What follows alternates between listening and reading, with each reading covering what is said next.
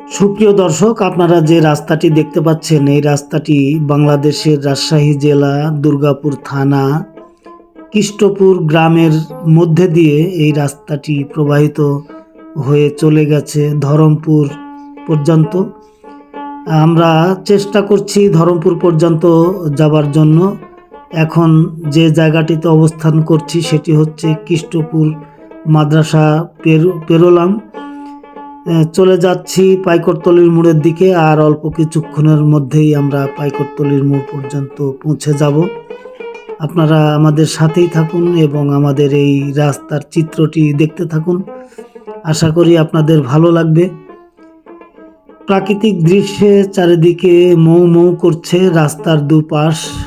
প্রাকৃতিক দৃশ্য, আম গাছ, জাম গাছ, বাঁশঝাড় সব কিছু মিলে অসাধারণ প্রাকৃতিক দৃশ্য রাস্তার দুপাশে। মনোমুগ্ধকর একটি রাস্তা। এই রাস্তাটি অনেক সুন্দর এবং নিরিবিলি স্থান। আপনারা দেখতে পাচ্ছেন অনেক ভালো লাগার মতো অনেক সুন্দর একটি মনোরম পরিবেশে এই রাস্তাটি প্রবাহিত হয়ে চলে যাচ্ছে।